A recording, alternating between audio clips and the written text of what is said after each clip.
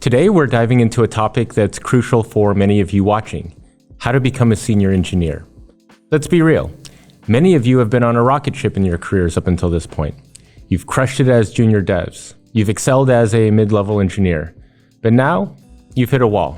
That next step to senior engineer, it feels like you're stuck in quicksand. You're not alone. I've seen countless talented engineers struggle with this exact problem. Your technical skills are sharp. You're delivering projects, you're teaching juniors how to be solid, but that promotion to senior, it's frustratingly out of reach. Here's the thing. There are likely just one of three specific roadblocks holding you back. And today, I'm going to show you exactly what they are and how to overcome them. By the end of this video, you'll have a clear sense of how to get unstuck and finally make some progress on that leap to senior engineer. I've been where you are. I got promoted to senior engineer at Amazon in just 3 years without a degree in computer science. Since then, I've personally helped hundreds of engineers level up their career. And I've trained thousands of people internally at Amazon on how to grow their careers, conduct interviews, and assess talent during my 18 years there. Over the last year, with my Speedrun to Promotion program, I've helped even more engineers across the industry fast-track their way to senior roles and above. Few people in the world have helped more people get promoted in tech than I have. Before I get to my first point, let's talk about delegation. You might have heard the advice that to scale yourself, you have to learn how to delegate tasks to other people.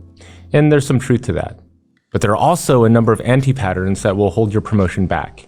Let's take a look at 2 ways to delegate to others that won't help you get promoted, and the way that you should be doing it that will help you.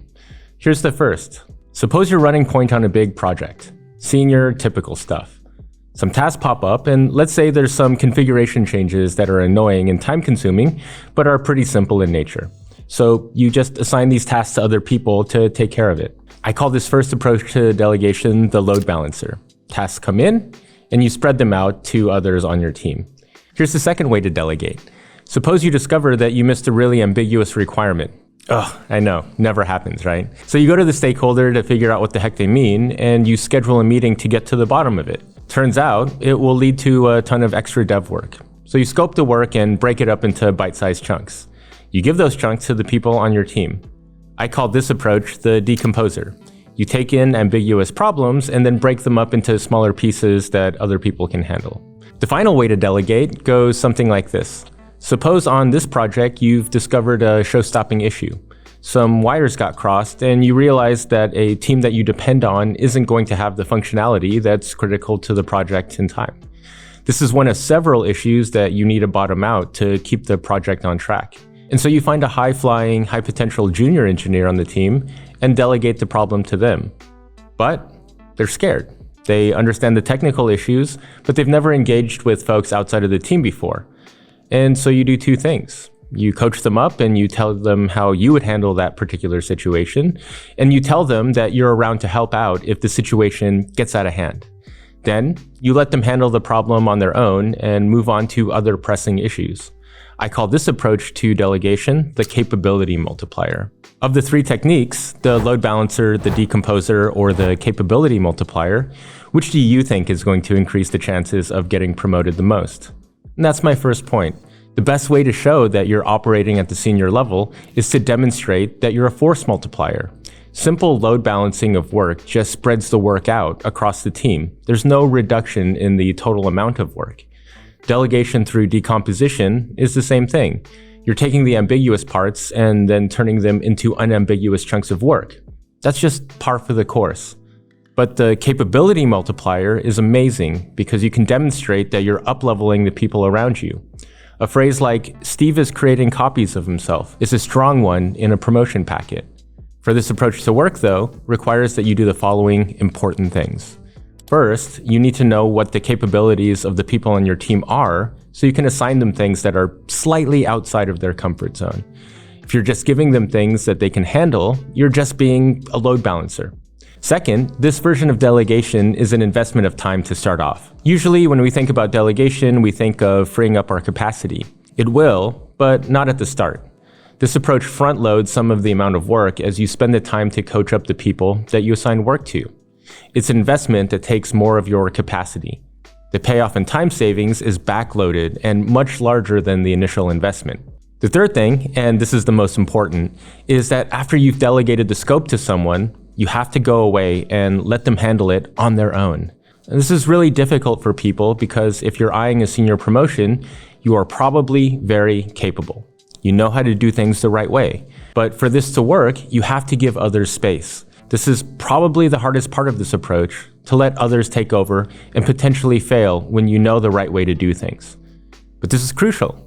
If you assign someone new scope and coach them up, and then stick around to make sure that things are done the right way, then you've basically doubled the amount of effort required. And you haven't given the other person the space to grow. Give them ownership of the problem, coach them up, let them know that you're there to support them, and then leave. That's the best way to delegate. Develop those around you and become a force multiplier by scaling through others. Before we dive deeper, I want to offer you something special. If you're serious about accelerating your path to senior engineer, I've put together a bundle of free resources for you. It's called the 5 Essential Frameworks for Promotion, and it includes 5 of the best videos from my Speedrun to Promotion program. I cover a systematic way to earn the trust of your manager, where I go over exactly what to say to them and when to say it. I also cover how I deal with ambiguity, how to leave evidence of next level performance so that people can't ignore it, and what to do when you don't know what to do next. These videos cover in depth the points that I cover in this video, but more importantly, they give you actual tools and techniques that you can apply today to fast track your promotion. To get access to these videos, click the link in the description below. These strategies have helped hundreds of engineers just like you make the leap to senior roles and beyond. Before we get into the second point, it's important to understand some things about tech promotions. I call it the paradox of promotion. In today's climate, it seems like companies are only hiring senior people. It's really difficult to get that first job as a junior, but there are still tons of openings for senior roles. Despite the job market, there's still a ton of demand. On top of this, all things being equal, a senior engineer promoted internally is preferred over an externally hired person. They have a track record of high performance within the company, they know how things work, and they don't need to be ramped up. Externally hired people are an unknown quantity and are riskier for companies. And finally, managers are considered high performers if they're able to promote people to the next level, and they get brownie points if the promotions are for high levels like senior and above. So the paradox of promotion is, why, given the demand for seniors, the fact that internally promoted people are preferred, and there's an incentive for managers to promote people for their own performance, why is it that we don't see more promotions? Why are they so rare? The answer is because the positive case for promotion is really positive, but the negative case is especially bad. A promotion involves new responsibilities at a broader scope. If a company promotes somebody too early and that person fails to meet expectations at the next level, what you've done is taken a high performer and turned them into a low performer. That low performer may need to be managed out. A backfill now needs to be hired. And now there's egg on the face of the manager that promoted that person too soon. And that's my second point. Your relationship with your manager is the most critical one to your promotion prospects. If your manager isn't on board, your promotion is simply not going to go through. Companies are very conservative with promotions because they don't want to make a mess out of something that's already working. It's better for them to get senior engineer performance out of a mid-level engineer rather than promote someone too soon and take the chance that they won't do well at the next level. Your manager is the biggest roadblock to getting promoted to senior that I've seen among all the people that I've worked with because they have to stick their neck out for you. They only do that for people that they trust. If your relationship with your manager is good and they're supportive, that's great. You're well on your way.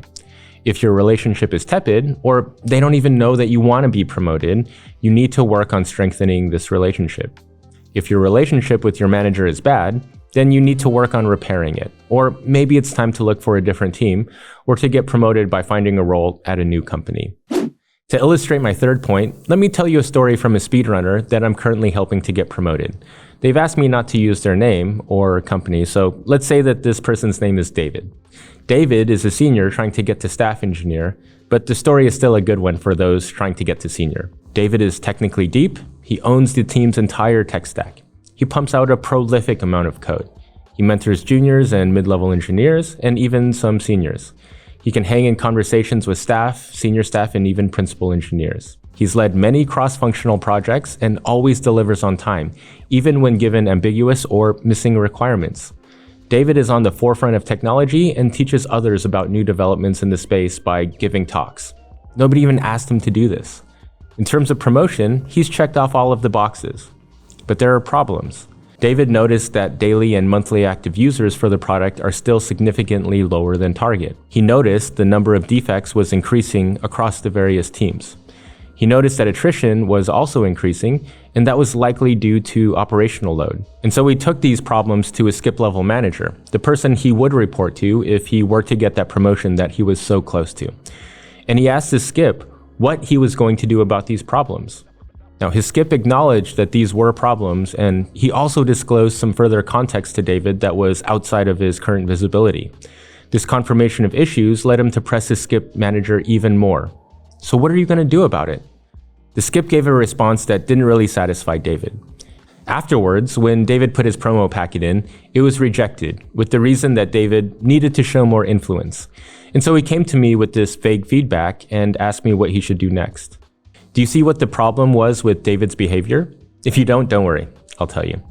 Getting to senior engineer is the first role where you're considered a leader. In this case, generally a senior is a team level leader, and a staff engineer is a leader across at least 2 dev teams.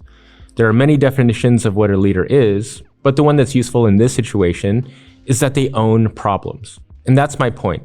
To get promoted to senior, you have to demonstrate leadership and own the problems on your team. What should David have done? Well, he should have brought the problems to his skip level boss and solutions. Since his skip level would be his direct manager were he to be promoted, he should have acted as the technical advisor to his skip preemptively. Adoption is flagging for the product. Maybe we should reprioritize and target a set of features to bring those numbers up. Is the defect rate high? Maybe we should see if the defects are all coming from the same place. If so, it may just be a matter of surfacing it to those teams and individuals. Otherwise, maybe a set of organization-wide training could be set up to increase engineering excellence. Is attrition increasing because of operational load? Maybe an operational task force could be created to analyze the pain points and make recommendations. High-level tech ICs are leaders that don't have direct reports. Leaders take ownership of problems and do something about them. They don't simply complain and raise issues. That's what low-level ICs do. Now, if you found this content helpful, then you need all of the help that you can get. Take a look at this video I made on how to get promoted fast. If you've seen it already, take a look at the original version of this video I made 3 years ago when I was still working at Amazon.